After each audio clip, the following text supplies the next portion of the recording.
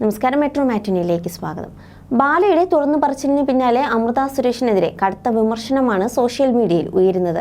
ഇപ്പോഴിതാ തന്റെ സഹോദരി അമൃത സുരേഷിനും കുടുംബത്തിനും നേരെ നടക്കുന്ന സൈബർ ആക്രമണങ്ങൾക്കെതിരെ തുറന്നടിച്ച് രംഗത്തെത്തുകയാണ്. അമൃതയെ മോശമായി ചിത്രീകരിക്കുന്ന വീഡിയോ പങ്കുവച്ചുകൊണ്ടായിരുന്നു അഭിരാമിയുടെ പ്രതികരണം. ഈ ചേട്ടൻ പറയുന്നത് കേട്ടാൽ ചേട്ടൻ കൂടെ ഉണ്ടായിരുന്ന പോലെയാണല്ലോ എന്നാണ് അഭിരാമി ചോദിക്കുന്നത്. അഭിരാമിയുടെ കുറിപ്പ് ഇങ്ങനെയായിരുന്നു: ഞങ്ങളെ പിന്തുണച്ച് ആരെങ്കിലും വന്നാൽ ബലഹീനതകളും ഭയവും ചൂഷണം ചെയ്യുന്ന സ്വാധീനമുള്ള ആളുകളുടെ നിരന്തരമായ സമ്മർദ്ദത്തിനും ഭീഷണികൾക്കും ശേഷം അവരുടെ വീഡിയോകളിൽ നിങ്ങൾക്കവരെ കാണാൻ കഴിയും. പക്ഷെ അത് എക്കാലവും നിലനിൽക്കില്ല. എന്നെ വിശ്വസിക്കൂ, ഇനി ഈ മനുഷ്യൻ്റെ ഉള്ളടക്കത്തിലേക്ക് വരാം. നിങ്ങൾക്ക് അദ്ദേഹത്തിനെ അറിയാമെങ്കിൽ ആരെങ്കിലും എനിക്ക് അദ്ദേഹത്തിൻ്റെ നമ്പർ കൈമാറൂ. എനിക്ക് സംസാരിക്കാൻ ആഗ്രഹമുണ്ട്.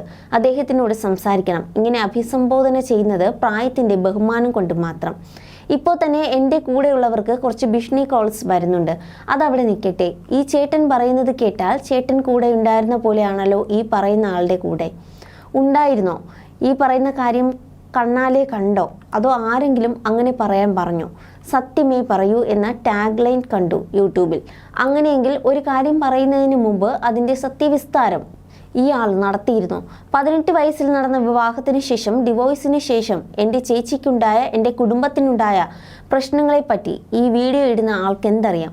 ആ കല്യാണം നടക്കുമ്പോൾ തന്നെ പക്വതയുള്ള പ്രായമായിരുന്നു ചിലർക്ക്. കൂട്ടുകാരുമൊത്ത് ഈ പറയുന്ന കാര്യങ്ങൾക്കൊക്കെ കല്യാണത്തിന് മുമ്പ് ചെയ്തു കൂട്ടിയ ആളുകൾ ഇവിടെ നന്മ കാണിച്ചു നടക്കുന്നു.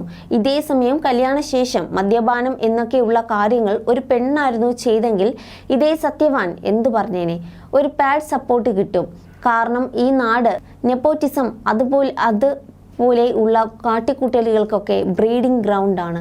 ഈ വീഡിയോ 30K വ്യൂസ് മുകളിലുണ്ട്. നിങ്ങൾ പറഞ്ഞിരിക്കുന്നത് കേട്ടാൽ ഇതെല്ലാം നേരിട്ടറിഞ്ഞ ഒരാളെ പോലെയും ഒക്കെയാണല്ലോ. ഞാൻ കണ്ടിട്ടില്ലല്ലോ നിങ്ങൾ ഇതുവരെ ഇൻസൈഡ് മൈ ഫാമിലി. പിന്നെ നിങ്ങൾക്ക് ഇങ്ങനെ ഒരു ചീപ്പ് സ്റ്റോറി റിയൽ ആണെന്ന് വിശ്വസിക്കാൻ പാകത്തിന് സംസാരിച്ചെടുത്ത് ഒരു പെണ്ണിനെ എന്ന് വേണ്ട ഒരു മനുഷ്യനെ തേജോവധം ചെയ്യാൻ എങ്ങനെ മനസ്സ് വരുന്നു? ഇതുവരെ ഒരു ഓപ്പൺ സ്പേസ് പറയുന്ന ആളുടെ ഒരു കാര്യം ഞങ്ങൾ പറഞ്ഞിട്ടില്ല. അത് വേറൊന്നും കൊണ്ടല്ല, കഷ്ടപ്പെട്ട് ജീവിക്കുന്നതിനിടെ ഇതിനൊന്നും സമയമില്ല. ഒരുപാട് കോടികൾ ആസ്തി തട്ടിയെടുത്തു എന്ന് പറഞ്ഞ് നാട്ടുകാരെ പറ്റിച്ചു ഞങ്ങളെ വെറുക്കപ്പെടുത്തിയെങ്കിലും സത്യത്തിൽ ഞങ്ങൾ കഷ്ടപ്പെട്ടാലേ ഞങ്ങൾക്കൊരു സേഫ് ഭാവി ഉണ്ടാവുകയുള്ളൂ. Safe, happy and well settled. ആ ഹാർഡ് വർക്ക് ആൻഡ് സക്സസ് കാണുമ്പോൾ സഹിക്കുന്നില്ലെങ്കിൽ ദൈവമെന്ന് ഞാൻ വിശ്വസിക്കുന്ന ശക്തി, വാക്കുകളിലുള്ള ഡയലോഗിലുള്ള ദൈവമല്ല, സത്യം എന്ന ദൈവം ഒരു നാൾ വൈകാതെ തിരിച്ചടിക്കും. അന്ന് കാണണം ഈ സത്യവാദികളെയൊക്കെ. കുറേ കാലം മൗനം പാലിച്ചു. സമയം കൊണ്ടും മനസ്സുകൊണ്ടും ഫോക്കസ് കൊണ്ടും ഇത്തരം കാര്യങ്ങൾക്ക് കളഞ്ഞാൽ കഥ പറഞ്ഞു നടക്കുന്ന ആളുകളെ വീട്ടിലേക്ക് ചിലവെത്തിക്കുകയില്ല. എന്നിട്ട് ഞങ്ങളുടെ അച്ഛൻ മരിച്ചിട്ടും തീരാത്ത ഈ വേട്ടയാടലിന് ഇനി സപ്പോർട്ട് കൊണ്ടുവന്നിരിക്കുന്നു. എൻ്റെ അച്ഛൻ ജീവിച്ചിരിപ്പുണ്ടെങ്കിൽ അദ്ദേഹം നിങ്ങളുടെ പ്രായത്തിലുള്ള ഒരു മനുഷ്യനാകുമായിരുന്നു. അതുകൊണ്ട് ഞാൻ മിണ്ടാതെ ഇരിക്കുന്നു. എന്നാലും അങ്കിളിനെയോ ചേട്ടനെയോ മറ്റെന്തായാലും നാണക്കേട് എന്നിങ്ങനെ പറഞ്ഞുകൊണ്ടായിരുന്നു അഭിരാമി കുറിപ്പ് അവസാനിപ്പിച്ചത്. You're watching me on metromatney.com. metromatney.com. Subscribe for more videos. Subscribe for more videos. Subscribe here for more videos. Subscribe now. Thank you.